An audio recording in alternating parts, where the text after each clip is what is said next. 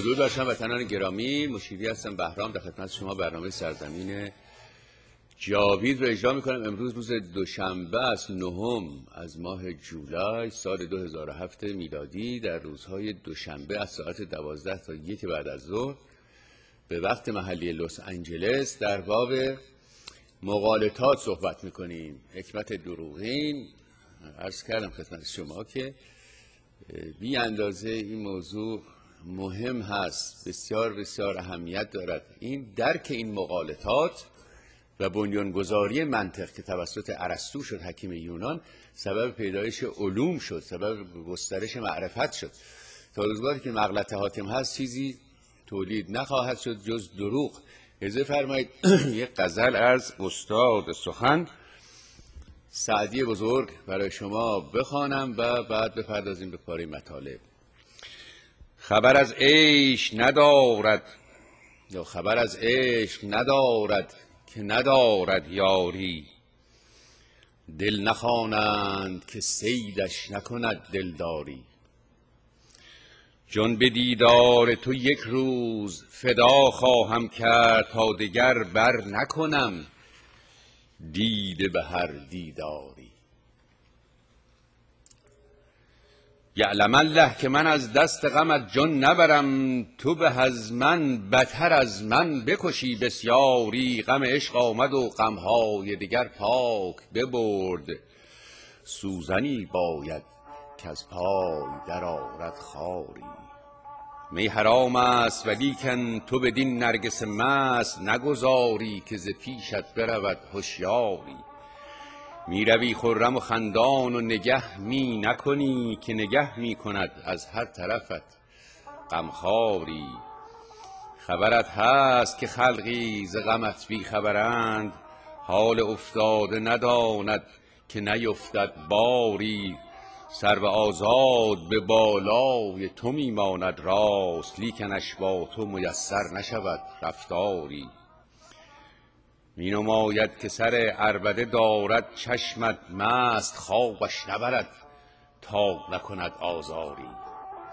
سعدیا دوست نبینی و به وصلش نرسی، مگر اون وقت که خود را ننهی مقداری. بله، این خود را ننهادن مقداری خیلی خیلی فضیلت بزرگی است، حتی در ارتباطات معمولی. خب اجازه بدید خدمتتون عرض کنم که 2-3 سمیناری در پیش هست که نزدیکترین آن همین یک شنبه است، 15 جولای که می شود 24 تیر ماه در ساعت 5 بعد از ظهر در 2575 مک‌وی در ایرواین کالیفرنیا 92614 در باب انقلاب. فکر میکنم که در 2 جلسه هر 4 ماه یک بار عرض کنم ما خدمت دوستان ایرواین هستیم در پرتغال آباد، اورنج کانتی. بله، تلفن های تماس 949 551 9272 949 551 9072 و 949 244 1282. همچنین روز 5 از ماه آگست در پلینو هستیم در دالاس تگزاس که قبلا خدمتتون عرض کردم. فردا شب هم باز در بابش صحبت میکنیم. خب اجازه بدید که برویم سر یک مغلطه خیلی خیلی مهم و رایج. بعد یک مقاله هست بهش اشاره میکنم مطالب دیگر. این مغلطه مهم این است که آقا شما به عقیده دیگران باستی احترام بگذارید. آقای فلانی هم با دین ما هم کار داره ها، به دین ما چرا احترام نمیذاری؟ این یک مغلطه است. این داستان رهاورد تجدد هست، رهاورد مدنیت انسان هست، احترام به عقاید دیگران. یعنی در جامعه‌ای که همه زیر سایه قانون زندگی میکنند و همه در مقابل قانون یکسان هستند و کسی نمیتواند به دیگری آزار برساند، در برخوردهای شخصی و معمولی مدنیت ایجاب میکند که انسان به عقیده دیگران احترام بگذارد. اما وضعیت ما چنین نیست. این درست مثل این است که دزدی شب آمده به منزل داره سر بچه مردم میبره، آقا احترام بذار به این دزد. خب عقیده‌شو بره دزدی بکنه. اگر قرار بود به عقیده دیگران احترام گذاشته بشود، این جهان هنوز عرض میکنم که درگیر الاغ بود و شتر بود و شپش بود و طاعون. چون احترام نگذاشتن به عقیده عموم این جهان پیشرفت کرد. هموطن گرامی، وگرنه در اروپای قرون وسطا تا میرسیم به روزگار رنسانس و بعد از آن، عقیده همه اروپاییان جهان مسیحیت بر این بود که این زنها ایجاد سرطان میکنند و طاعون میکنند و وبا، زن ساحر و جادوگر است، باعث اول جلوی کلیسا آتش زدی. عقیده عموم بود. احترام بگذار آقا، احترام بذار به سوزاندن زنان در جلوی کلیسا. این سفها بر این بودن که این خورشید بر زمین در اطراف زمین میچرخد. این عقیده عموم بود. یک گالیله آمد گفت من محترم نمیدانم این مهمل و مزخرف رو، اینجور نیست، این زمین است که در خورشید میچرخد. یا مردی که معذرت تو بهتر میدانی یا خدا. پیش از اونم کپلر قوانینشو نوشته بود، اما گفتن این قدیم مردک مزخرف گفته کسی گوش به حرفش نمیده، اینها نبردن تکفیرش کنن، یکی که به قول معروف اکس کامیونیکیتش کنه و در زندان خانگی بیاندازن. عقیده عموم به عقیده احترام بذارید. با بعض عقاید باید جنگید، حتی مسلحانه. در همین روزگار جنگ دوم مگر نبود هیتلر و اصحاب او که نه تنها یک عقیده بود که فلسفه‌ای داشت، داستانی داشت، دانشمندان بزرگ داشت، فیلسوفان داشت، طراحان داشت، عقیده بود دیگه. با احترام بگذارید. چه احترامی بگذارم به این عقیده؟ تمام جهان با هم دست به دست هم دادن، تمام ظرفیت‌های صنعتیشون رو به کار انداختن تا اینکه این رو سرنگون بکنن و سرکوب بکنن و غیر قانونی اعلام بکنن. شما امروز در دموکراسی آلمان یا در هیچ جای دنیا، در جای جهان غرب، نمیتوانید تبلیغ تفکرات نازی بکنید. میگیرن شما رو زندان میکنن. با این عقیده مبارزه میشود.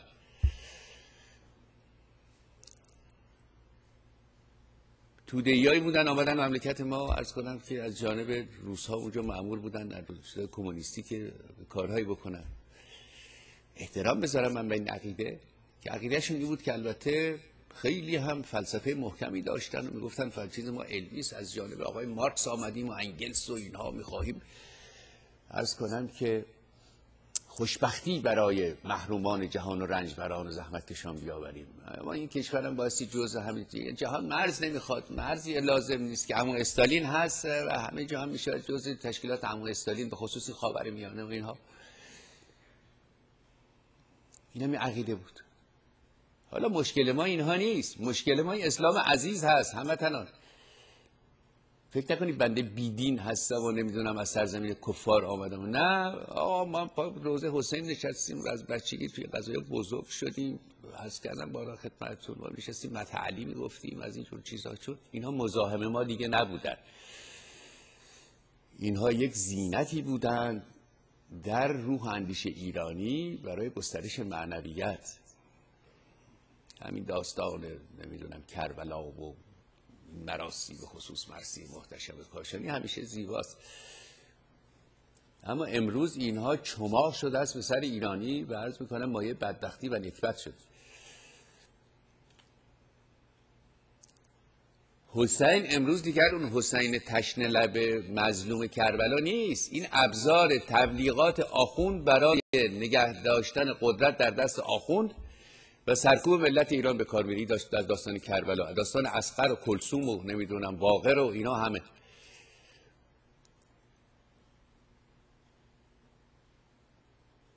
آقا اینا اهمیتی نداشتن، اینا آدمایی نبودن که شما خیال میکردید ما اینا رو بزرگ کردیم، ما ایرانی ها به اینا شرف دادیم. اینا کسی نبودن.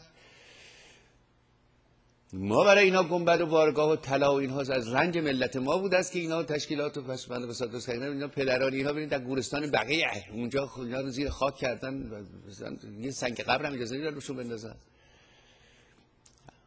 مردمان کشور خودشان.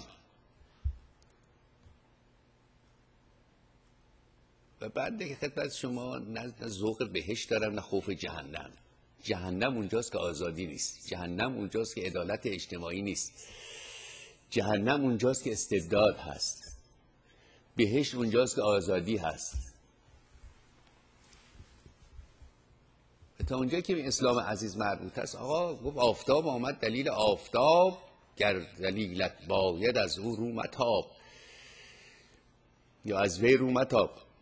این اسلام عزیز پاش به هر کشوری رسیده مایه بدبختی و ادوار و نکبت اون جامعه شده و برعکسش هم صادق هست. یعنی دو کشور که این اسلام عزیز رفت اونجا، در یکیش اون رو بیرون کردن به خوشبختی رسیدن و اون اسپانیاست، در دیگری نپذیرفتن، بیشتر از 1000 سال با شمشیر ملت رو قتل عام کردن، گفتن ما زیر اسلام نمیرویم و به خوشبختی رسیدن. و اون هندوستان آزادی دموکراسی داره دیگه. بگیرید از لیبی، از شمال آفریقا بگیرید، این سومالی و کشورهای بدبخت بیچاره واقعا بدبخت عقب افتاده و نادان و جاهل، تا برسیم به این خلیج فارس و بنگلادش و نمیدونم عرض شود که پاکستان و نگاه کنید شما این وضعیت رو.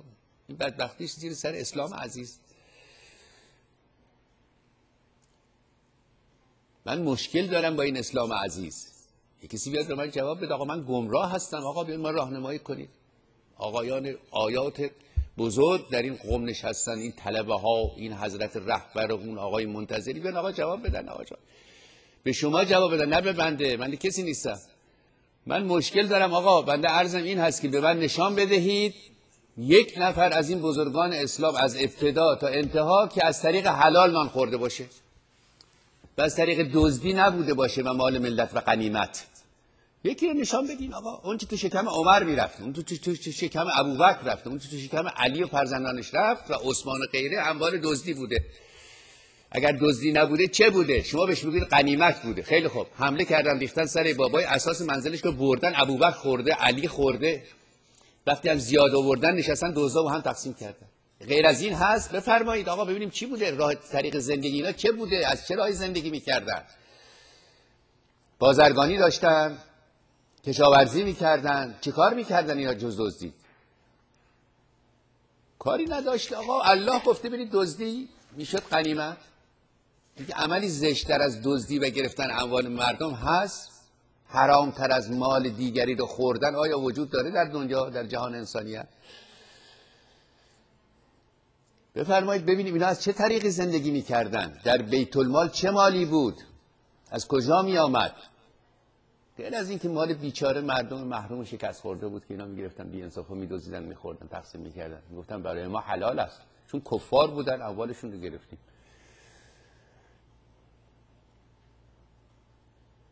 ادیانی که هزاران سال قبل از این که عرض کنم که یک کسی ادعا بکند در جهان حجاز زندگی میکردن، خداپرست بودن یا نبودن، به کسی چه ربطی داره؟ آقا اگر حرف عیسی خدا بود و حرف عیسی بود خودش میبایستی گسترش پیدا میکرد، نه به زور شمشیر و دزدیدن اموال و اسارت کودکان و زنان.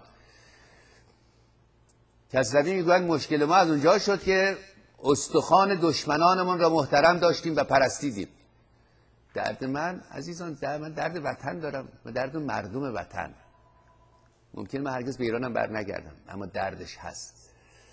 تظاهرم نمی کنم خدمتتون.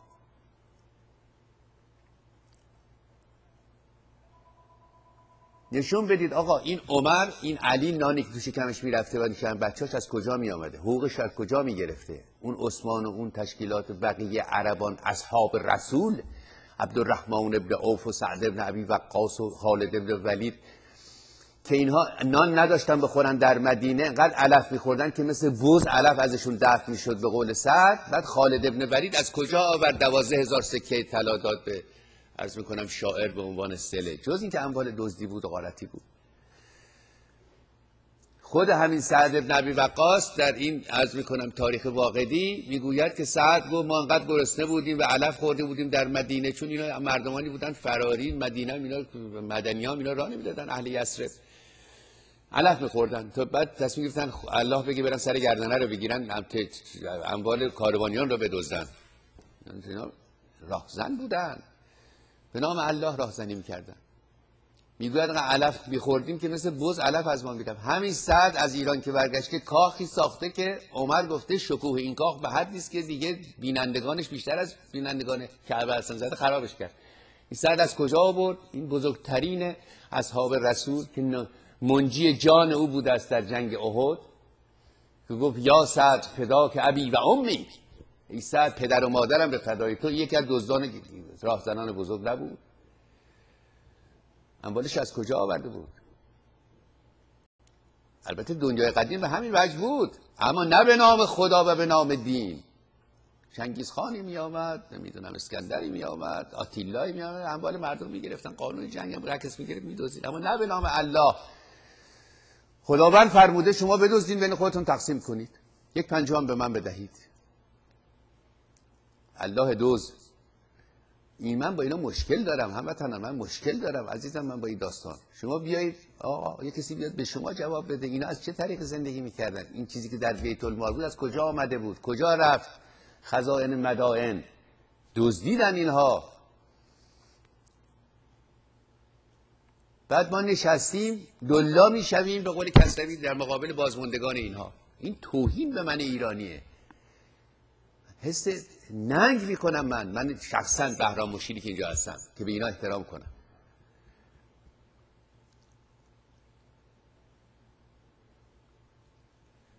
بعد یک آدمای وطن فروش سفیحی هم هستن مثل این آقا رو براتون میخونم. باد اسلام به شکمش افتاده و میخوام خدمت شما عرض کنم برگردیم سر این مغلطه احترام به عقیده. این مغرب زمین باعث این جانوران رو بیرون بکنه از سرزمینش، وگرنه اینها نخواهند توان زندگی بکنن. اینها دشمن مدنیت هستن. این کلاه به سرا و ریشوها از هر جا که باشن دشمن انسانیت و دشمن پیشرفت و دشمن ترقی و دشمن مدنیت و دشمن آزادی است. به اینها راه دادن، آمدن در انگلیس نشستن، در نمیدونم در کجا، در فرانسه نشستن، به اینها آزادی دادن که آقا حرفتون رو بزنید بمب میذارن. پزشکانش دارن بمب میذارن، پزشکان اسلامی. آیا در تاریخ شما پیدا میکنید جز آدم اسلامی؟ این اسلام به صورت یک ویروس به کله هر کس افتاد، از جاده انسانیت رفته بیرون. پزشک سوگند خورده که معالجه بکنه بیماران رو، بمب گذاشته مردم رو بکشه در راه اسلام. اینا دشمنان من بر این هستند که عالمترین اینها و روشنفکرترین اینها علی الظاهر، حتی اونایی که کراوات می‌بندن، عرض کنن که دانشگاه رفتن ریشم میتراشن، اینها رو به قدرت برسانید این مدنیت رو خراب میکنن، متلاشی میکنن. چون گرایش اسلام به بدبختی و تخریب و گدایی هست و خاک سرنشینی. بهترین روزگاری زمانی بوده که دزدی میکرده اسلام. وقتی دزدی‌ها تمام شد این وضعیتی است که می‌بینید. فقیرترین آدم‌ها چهار بشکه نفت پیدا شد، اینم چند سال دیگه تمام این نفتا. فکر نکنید این 4 تا نفت فروش منطقه اینم تا ابد نفت دارن. نه 5 ساله، یکیش 10 ساله، یکیش 3 سال دیگه تمام میشه. الحمدلله و المنه نفت ایران قرار 5 6 سال دیگه خراب بشه و نداشته باشه. دزدا هم شهرشون رو کوتاه خواهند کرد وقتی این ماده شوم نباشه. واقعا شوم برای ما شوم بود، برای کشورهایی که ساحل دارن نعمتی بزرگ بود. این نفت برای ما نکبت آورد. یک مش گدا و بدبخت و بیچاره و اینها، این عرض کنم که یونیسف به اینها کمک میکنه، میلیون ها دلار میریزن در آفریقا، سومالی و مصر و اینجا که اینا دختراشونی که ختنه میکنن، اینا مریض که میشن پنیسیلین داشته باشن. آخه ببینید تو رو خدا فکرشو بکنید. گرایش این اسلام عزیز درست میبینن مثل این است که یه عده بخوان شنا بکنن، از 5 تا آدم باشن، یکیشون یه وزنه 800 کیلو هم میبندن به پاش، میگن تو هم با بقیه شنا کن برو. این بلافاصله میره پایین. گرایشش به اینه که بره پایین. یک جامعه مترقی رو من نشون بدید. من حرفامو همه پس میگیرم، اصلا کاری ندارم من بیکارم.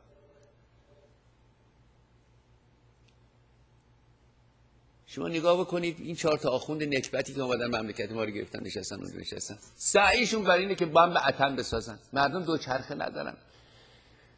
بنزین ندارن، نون ندارن بخورن، نصف مملکت واقعا در فقر مطلق قسم. اینا ادعای گردن کلفتی که بلکه بزنیم 4 تا آمریکایی بکشیم، 4 تا گردن کلفتی بکنیم در راه اسلام رو توسعه بدیم، امپراتوری. اون اولش چی بود؟ اصل قضیه چی بود؟ داستان آدم کشی و برده گرفتن و برده فروشی. یه 4 تا کلمه هم از تورات تقلید کرده بودن، رونوشت گذاشته بودن وسطش. نمیشدن که همش چیز بکنیم که بگیم آقا دفتر دزدی که نمیشد باز کنیم که. نه، 4 تا شعار بود، زیرش هم همش دزدی بود و گردن گرفتن بود و اموال مردم گرفتن و زن مردم رو تجاوز کردن و شوهر رو تجاوز شکنجه کردن، به زن تجاوز کردن که زن میشنوید شکنجه شوهر رو.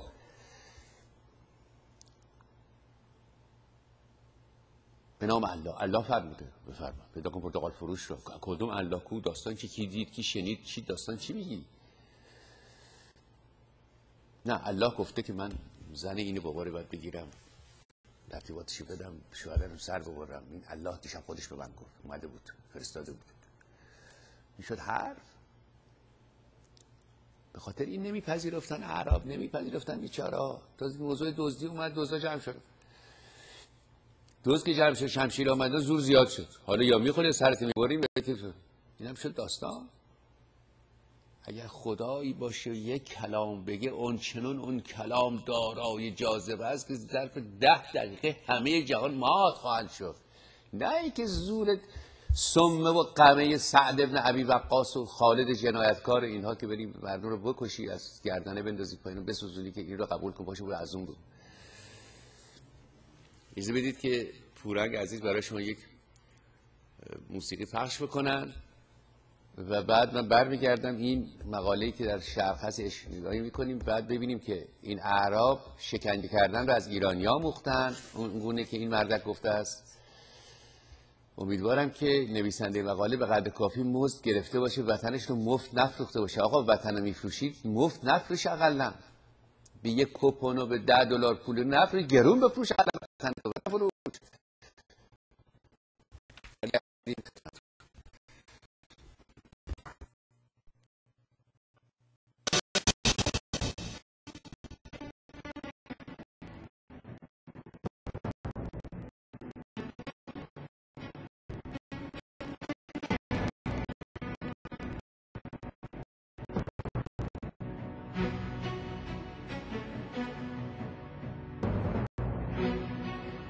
هموطنان عزیز، نگاهبان برنامه‌های سرزمین جاوید شما هستید.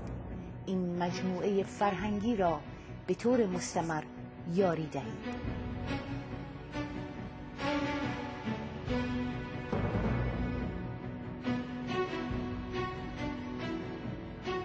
تلفن پشتیبانی 818 345 0607.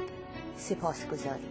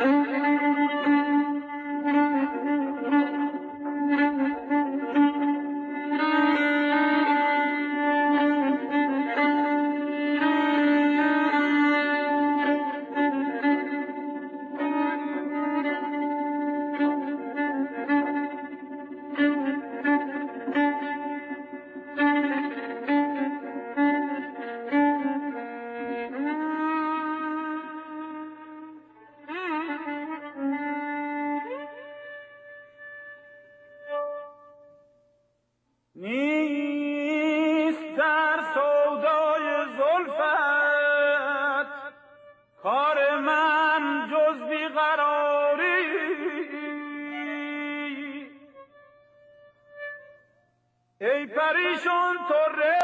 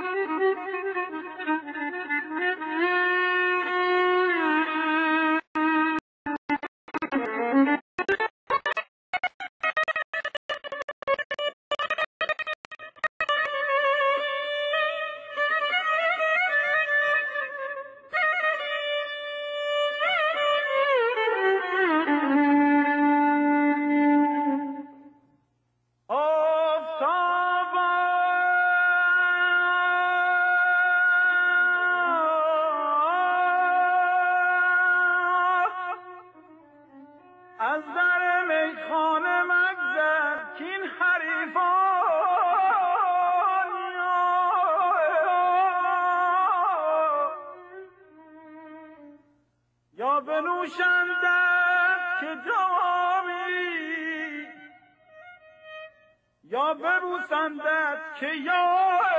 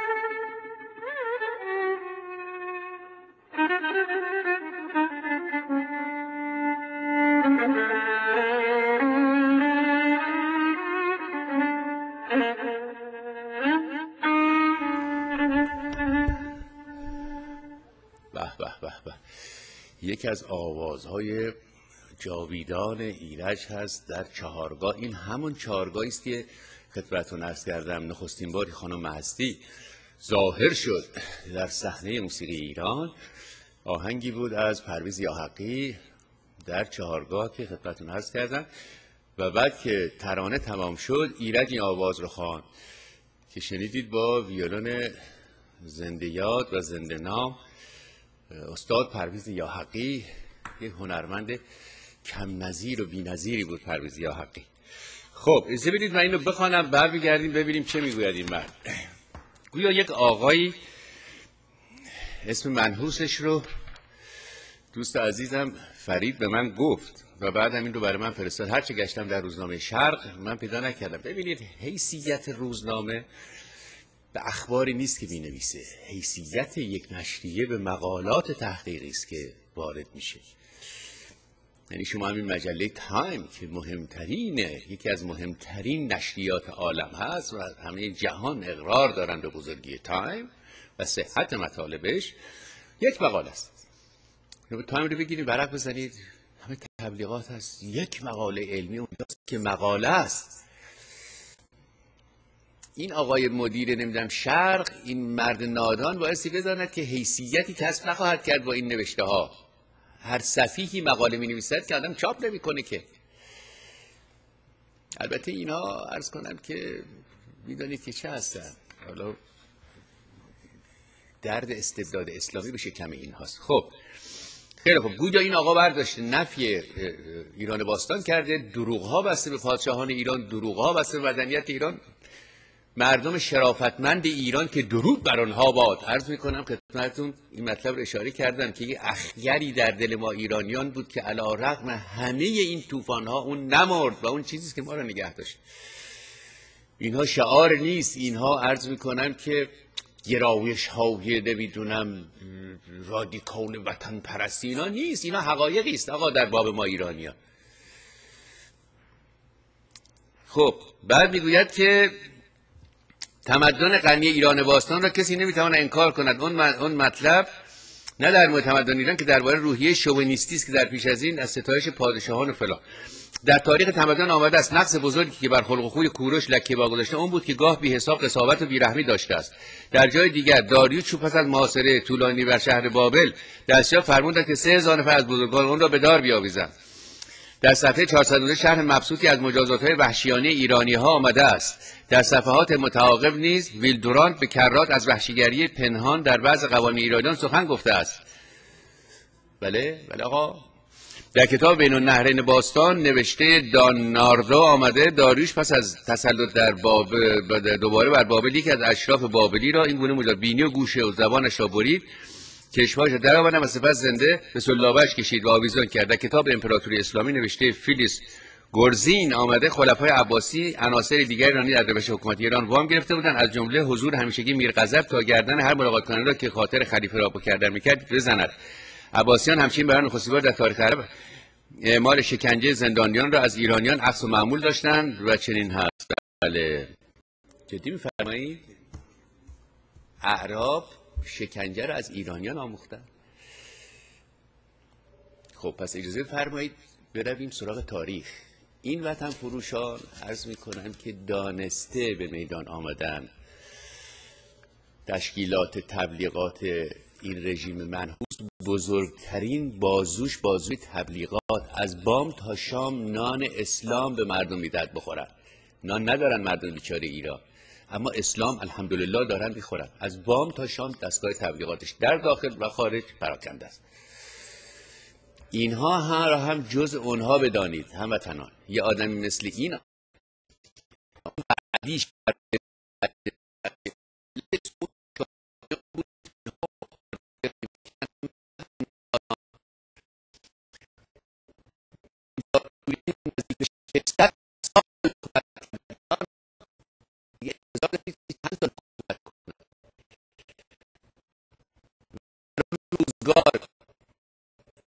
مجلس بزرگان داشت.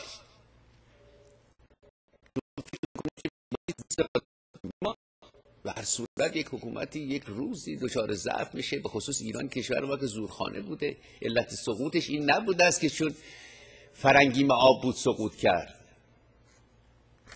خب حالا اجازه بدید که چون شکنجه رو میگوید عربا از ایرانی آموختن، اجازه بدید ما برویم ببینیم که عرض کنم که چه کسی شکنجه رو باب کرد.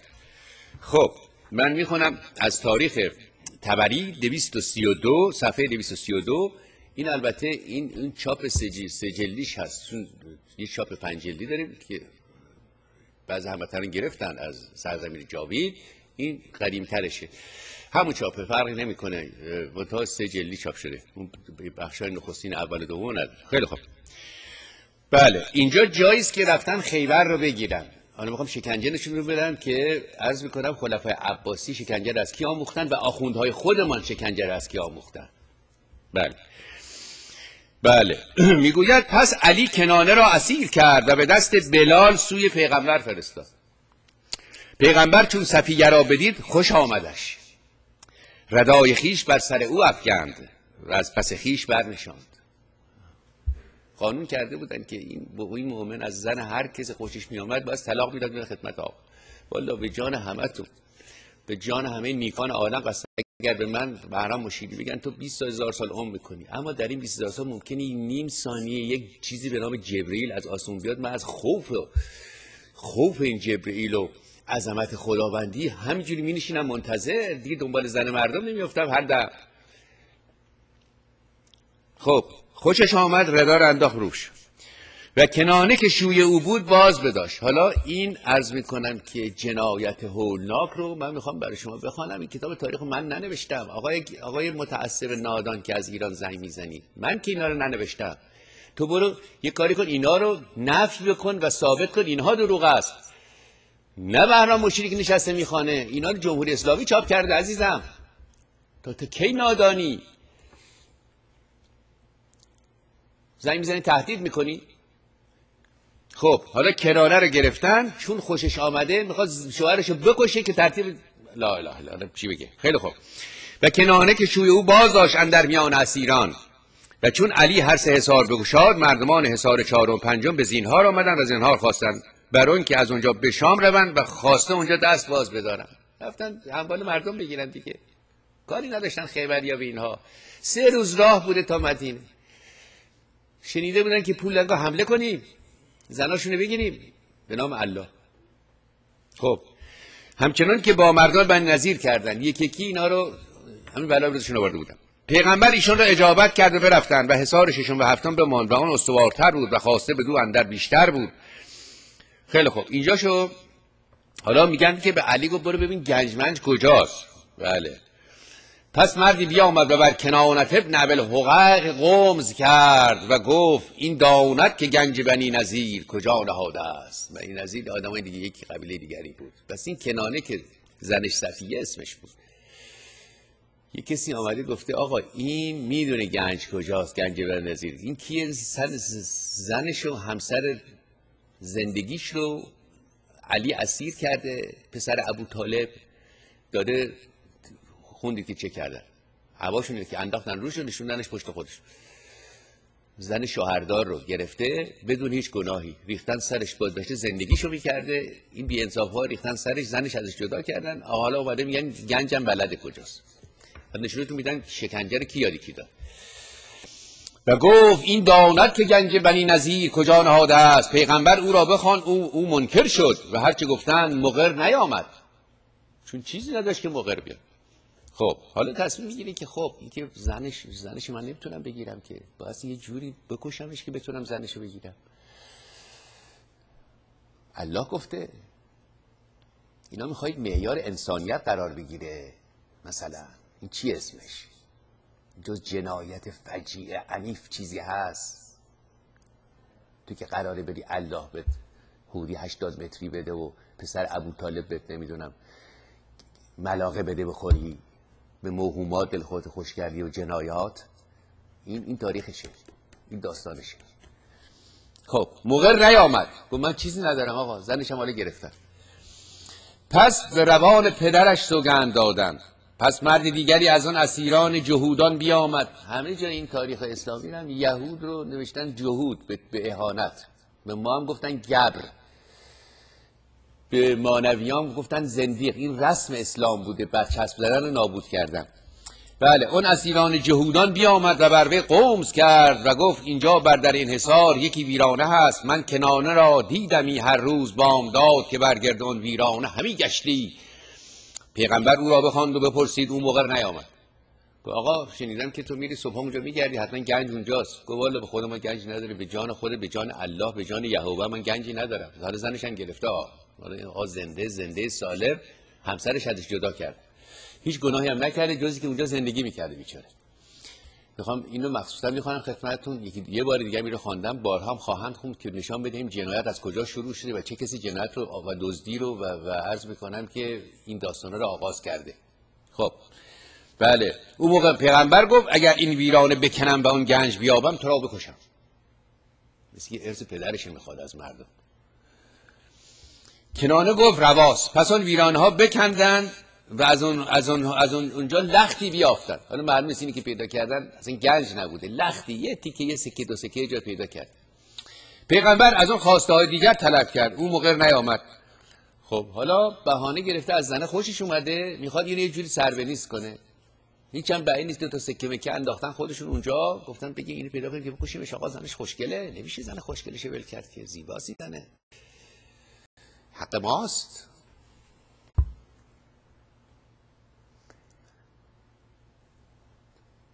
من نمیدونم چی بگم واقعا، اصلا این زبونم قاصره واقعا، نمیدونم چی. شما ببینید بودا چگونه زندگی میکرد، اینا چه بودن، اینا که بودن، کنفوسیوس چه میگفت، اینا چی میگن، زرتشت چگونه میزیست، اینا چی بودن. خب بله، حالا اون موقع نمید زبیر ابن العوام را بخواند و گفت او را عذاب همی کن تا مقر آید یا بمیرد. چیزی نداشت، میدونست که این چیزی نداره، چی رو مقر بیاد. خب حالا زن آقا، اگه زن این زیبا نمی بود، این آقا این بلا رو به روز این بیچاره نمی آورد. زنش زیبا بود، صفیه زن زیبایی بود، حالا باید شوهرشو بکشن، اونم با عذاب، با شکنجه. او را عذاب همی کن. پدر من اگه نمیفهمی، نویسنده آقای اشرق، عذاب یعنی همون شکنجه. خب پس زبیر او را دست و پای ببست و بخوابانید و آتش زنه بر روی او و بر ریشش همی زدی تا همه اندام او بسوخت و هم مقر نیامد. بیچاره چیزی نداشت، اگر چیزی داشت که مقر می آمد یا رسول الله. اما گناهش بود که زنش زیبا بود. باری زبیر دانست که او به مرگ نزدیک است، آمد پیش پیغمبر آمد و او را بگفت و پیغمبر گفت شو او را به محمد ابن مسلمه ده تا او را بکشد. جسد نیم سوخته این بیچاره رو که هیچ گناهی زیر این آسمان قبول نکرده بود جز اینکه زنش زیبا بود. اول آتش زدن، یکی یکی اندامش رو سوزاندن، بعد دادن به محمد ابن مسلمه که سرش رو ببرن که بتونن زنش رو داشته باشن. تو خود حدیث مفصل بخون از این مجمل، شما خودتون چند دقیقه جای این انسان بذارید. آقای نویسنده شرق اسم منحوس تنفی نیامده اینجا. ایرانی شکنجه میرغضب از ایرانی ها گرفتن. اگر یک دولت عرفی هم آمد میرغضبی هم داشت به نام الله لااقل نبود. الله فرمود مردم رو بکشین اموالشون رو بگیرید. این علی میرغضب محمد بوده. میگویید نه؟ بفرمایید. من هر موقع میام خدمت شما و وارد این قضایا میشم تا 2 روز سردرد دارم هموطنم، چون این داستان به قدری فرومایه است که من اصلا دلم نمیخواد واردش بشم، اما این چیزا رو باید گفت. اینا رو من ننوشتم عزیزان.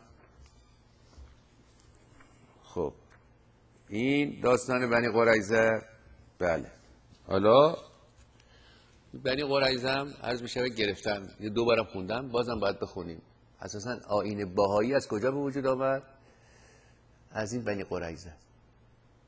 میگن من داستان رو میخوندم، مسلمان مؤمنی بود حسین علی بهاءالله، میگه من این داستان بنی قریظه رو خوندم، به طور کل از اسلام کنده شدم، در من یه حالتی به وجود آمد و واقعا درسته. من این داستانی که بهاءالله چی گفته است اینا ندیده بودم،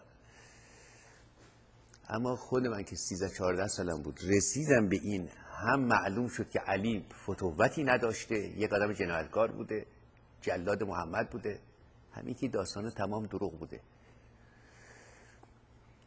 اون که به ما گفتن و این ذهن رنگین و انسانی ایرانی رنگ انسانیت زده بود به این مکتب بیابانی بیره. خب حالا گرفتن 800 تا یهودی رو گرفتن، میخوان سر ببرن. 3 روز هم هست که اینها غذا ندادن، آبم ندادن. بله 800 مرد بودن. پیغمبر بفرمود تا همه دست ها ببستن و خواسته ها برگرفتن. این دسته مثل اموالشون رو دزدیدن. حالا شما اموال مردم که داری میذاری تو جیبت، اسمش هر چی میخوای بذار، اسمش بذار خواسته ها برگرفتن، اسمش بذار غنیمت گرفتن، یا جیب مردم زدن یا دزدی کردن. فرقش چیه من نمیدونم، شما بفرمایید، لغتش رو شما پیدا کن. خب و به مدینه باز آمدند به آخر ذوالقعده و دستهای این مردمان 3 روز بسته بود اندر آن زندان تا خواسته ها همه به مدینه باز آمدند. بار کردن آوردن مدینه، بزن تو بیت المال تقسیم بکنن. خدا این چیزا رو داره، خدا اموراتش به این وجهه. اگر این خداست گل به دهانش بایستی گرفت این الله رو. گل که چه عرض میکنم، ساروچ و سیمان به دهان این باید گل، شیطانه. کسی که امر میکنه به دزدی و امر میکنه به گرفتن مال مردم و تجاوز به زن مردم، پس اگه این شیطانیست چیست؟ شما بنده بگید چیست آقا، تعریفش بکنید بگید پس شیطان چی میگه؟ شیطان میگه دزدی کن، اموال مردم میگید، زن مردم میگید، مردم شکنجه کن. غیر از این که نمیگه شیطان. پس این شیطان بوده، الله نبوده، یعنی شیطان محض. خب پس پیغمبر بفرمود تا به میان بازار مدینه چاهی بکندند و پیغمبر علیه السلام بر لب اون چاه بنشست و علی ابن ابی طالب را و زبیر ابن العوام را بخواند و گفت شمشیر بکشید و یک یک گردن همی زنید و اندر این چاه همی افکنید. وسط بازار جای کسب و کار مردم مدنه، عرض کردم اینا رو باید بیرون کنن. اینا خود اینا رفتن تو مدینه رو تبدیل کردن به جنایتکده. تا چند روز بودن مردم مدینه استفراغ میکردن از این جنایت. وسط بازار کسب و کار سر میبریدن مینداختن توی چاه. خب هنده افکنید و کودکان و زنان را عفو کردن الا آن کودکانی که موی زهار برآمده بود. بچه‌ها رو بردن گریا. آقا یا رسول الله اینا بچه‌ها رو چیکار کنیم؟ شلوارشو بکنید من ببینم. این مو در آورده، اینو به سرش ببرید، این موش هنوز در نمده. ولش کن. دستگاه عدالت الله. این نهینامه است واقعا. گوش کنید. شمشیر بکشید و یک یک گردن همی زنید و اندر این چاه همی افکنید. کودکان و زنان را عفو کردن. نه که عفو کردن، نه فکر کنید که عفو کردن، اینا رو بردن فروختن. زنان هم عربا بینش خودشون تقسیم کردن. الا کودکانی که موی زهار برآمده بود که ایشان را نیز بفرمود کشتند و یک زن را بکشتند و آن زنی بود که از بام حصار سنگ انداخته بود و چندی را مردم اصحاب بخواستند از بهر خویش. مردم اصحاب بخواستن این زن مردم بابا خان سر شوهرش ببرن، زنش هم این کارا رو در تاریخ کردن دیگران هم، اما نه به نام دین و خدا و الله. مشکل اینجاست، با اینجاش من مشکل دارم. مغولام اومدن آقا هزاران هزار ایرانی رو سر بریدن، زناشون هم بردن به بردگی و گرفتاری، اما نه به نام الله، نه به نام خدا و نمیدونم تشکیلات بهشتی. خب بله بعد میگوید که خلاصه بیچاره یه آدمی بوده به نام ثابت، اینو گفتن مرد خوبی است، گفت آقا منم بکشید، من برای کشته شدن برادرانم زندگی بشه درد من بخوره.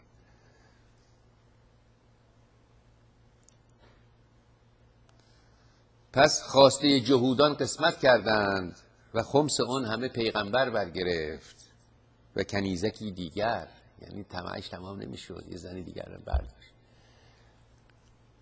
من زیر این بار نمیرم هموطن، این برای من حقیره، اینجا نشستم قبول نمی کنم این چیزها رو. این با هر سلول وجود من در تقابل این جنایات. حالا شما بگید با عقیده این مردم بخور، احترام بذار آقا، احترام بذار، شمشیره چیز خوبی، یهو سال یهو میبری، عالی بود. نه، الله گفته بود. عباسیان از اینا یاد گرفتن. پدر ابن اسیر رو بخونید آقا. ابن اسیر یک گرایش هم داشته به همین ابو طالب و دار دستش و بچه هاش و اینها. تاریخ بسیار مفصل و بزرگی نوشت این عزالدین ابن اسیر. توضیح میده که علی کیا رو شکنجه کرد. ولید ابن عقبه ابن ابی معیط اول شکنجهش کرد، شکم پکمش رو پاره کرد و سرش برید. این پسر ابو طالب. نضر ابن حارث در 90 و چند سالگی هر کی گفت بکشین، اون اصحاب گفتن آقا ما پیرمرد چجوری بکشیم، یا رسول الله ولمون کن، یا علی پاشو. این جلاد ها میشد نه تنها میرفت سر میبرید، اول شکنجه هم میکرد، دست و پا قطع میکرد. 22 نفر رو چشم کندن و دست و پا بریدن گذاشتن وسط آفتاب که یه شطوری برده بودن و شطورگونه کشته بودن. از ایرانی ها یاد گرفتن، خودشون بلد نبودن. نه تو شرافت نداری پدر، برو فکر شرافت کن، تو هم میری. اینا میمانند میگوین عجب بی شرافتی بود این وطن فروش. این نان بر سر سفره پدرش نخورده بود، این نادان که علیه شرافت مردم خودش به دروغ اقدام کرد. چون این آخونده چقدر کپان به تو خواهند داد. بابا جان برو بمیر مردک.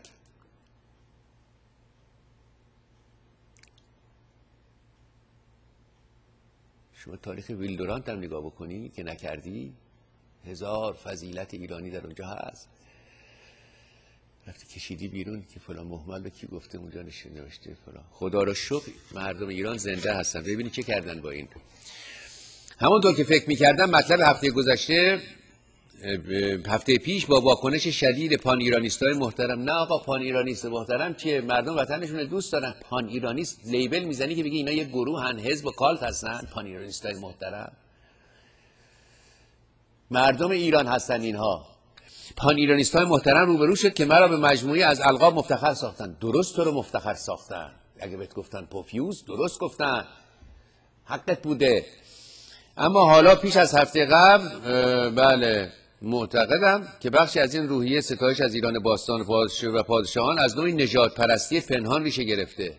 بله درست میگی تو، نژاد پرستی پنهان ریشه گرفته. معترضین عموما دلواخته تصاویر موهومی هستن از پادشاهان برای خود ساختن. آقا تصاویر موهوم تو عاشقشی، تو که نشستی منتظر امام موهوم از ته چاه، همه چیزت موهوم، اللهت موهوم، بهشتت موهوم، جهنمت موهوم، همه چیز موهوم، جبرئیلت موهوم، همه موهومن. اگر موهوم نیستن پس چه هستن؟ نشون بده ببینیم آدرسش کجاست.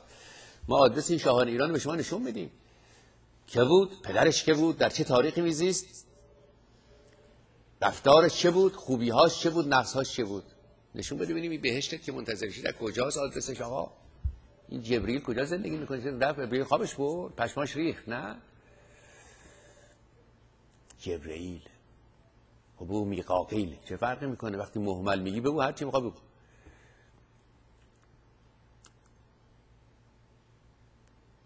خب بله، تصاویر موهومی هستن که از پادشاهان سازن. جذبه فاشیستی قدرت و نژاد اونها را با خود میبرد. طور چه چیز با خود میبره؟ اینجور آدمای دستمال به دست وقتی مزخرف می‌نویسن بعد نگاه میکنن به دهنی آخونده ببینن یک کسی تعریف از اینا میکنه بعد بگه بیا پسرم بیا بچه جان بیا پیش خودم بیا به روزنامه عمو یه چیزی به این بدین. خجالت واقعا چیز خوبی است.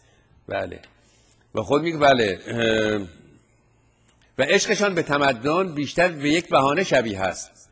شاید نوع برداشت من این برداشت را ایجاد کرده که متن بر پایه اطلاعات عوامانه تهیه شده است. عوامیگری میتواند نسبی باشه. به من آماده بودن که اگر مضمون جوابی ها و اعتراضات مستدل منطقی باشند یوغ عوامیگری را به گردن اندازم و دستها را بالا ببرم. تو حالا فکر می‌کنی کی هستی که حالا فکر می‌کنی عوام نیستی؟ تو عوامی بابا جان، از حرفات پیداست، از استدلالت پیداست که آدم عوامی هستی. فکر نکن تو سال مدرسه رفتن تو رو از خواص کرد که از عوام بودن تعیین میزنی، تن میزنی به قول معروف. از عوام قلم به دستی پدر جان.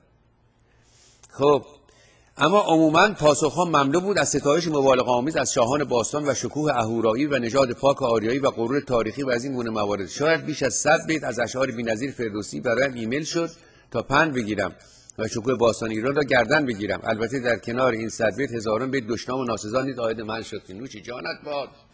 این دشنام و ناسزا نیست، این جایزه‌ای بود که از مردم میگیری. عرض کردم یک پدیده زنده و جاوید بین این مردم ایران هست و اون همون چیزی است که وقتی بروز میکنه ناگهان در چهره فردوسی بروز میکنه. چرا در جهان عرب فردوسی به وجود نیامد پدر؟ نس که تمدنش قدیمتر از ایران بود. چرا یعقوب لیث صفاری در مصر به وجود نیامد؟ ابو مسلم خراسانی و بابک و احمد کسروی در همین اواخر چرا فقط در ایران به وجود میاد؟ چرا پور داوودها در ایران به جهت اینکه این مردم زیر این بار نرفتن که نرفتن و این مردم راه خود رو پیدا خواهند کرد و این اسلام و متعلقینش رو به خاک خواهند سپرد. خیالتون راحت باشه چون عمر ملت ها طولانی است. چون با تجاوز و تعدی آمده است و تحمیل و توأم بوده است با خراب کردن این مملکت و بردن اموال این مردم و اسیر کردن عرض می‌کنم فرزندان این سرزمین. اگر نبوده و چه بوده؟ آیا اینها حقیقت هست یا حقیقت نیست؟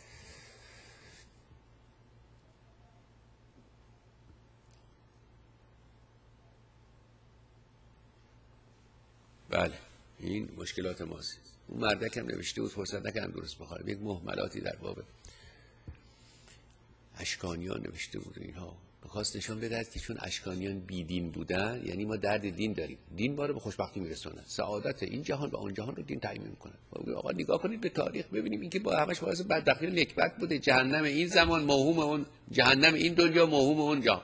بزک نمیره بهار میاد خربزه و خیار میاد. بهشت کدوم بهشت مرد حسابی؟ بهشت اونجاست که مردم آزاد باشن، حقوق انسانیشون محترم شمرده بشه، شرافت قومی و ملیشون محترم شمرده بشه و قانون بر مملکت حاکم باشه، نه آخوند و ملا و اینا.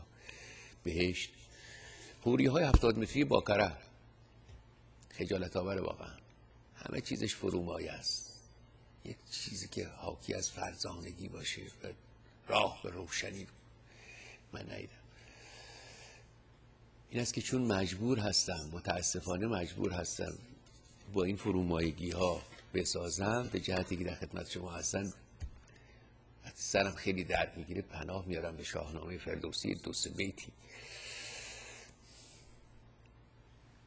خب خواستم خدمتتون عرض کنم که 13-14 نفری از هموطنان گرامی ما جوانان ایران آمدن به عنوان سفرای حسن نیت، دوچرخه سواران، که البته قرار شد که یکی از دوستان من در بین اونها هست و که البته خدمتشون نرسیدم از همون ایران، قرار است امروز به من زنگ بزنن که ایشون رو ببینیم. گویا مصاحبه ها کردن با تلویزیون های دیگر. عرض میکنم که و هزینه این مسافرت این دوستان گویا از طرف عرض کنم که تشکیلات غیر دولتی. بسیار خوب هست این گونه حرکت ها. مردم که با مردم هرگز دشمنی نداشتن، هیچ ملتی با هیچ ملتی دشمنی نداشته. مردم ایران با مردم آمریکا دشمنی ندارن، مردم آمریکا با مردم ایران دشمنی ندارن. این گونه حرکت ها بسیار خوب و سازنده هست و امیدواریم که توسعه پیدا بکند. اما با وجود آخوند و حاکمیت آخوند و ملا و دین کار ما به جایی نخواهد رسید. ترسم نرسی به کعبه ای اعرابی که این ره که تو میروی به ترکستان است. سعدی شاید همون مقصودش اسلام بوده. یه جای دیگر سعدی میگوید اسلام به ذات خود ندارد عیبی، هر عیب که هست در مسلمانی ماست.